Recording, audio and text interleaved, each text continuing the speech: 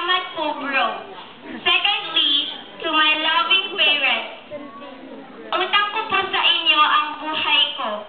I will never be here today if not because of both of you. Nanang, Tatang, thank you very much. I appreciate everything you've given me, including the skulls like puro kayo TV, agadal kayo ketdi. Because I know that those are for my own good.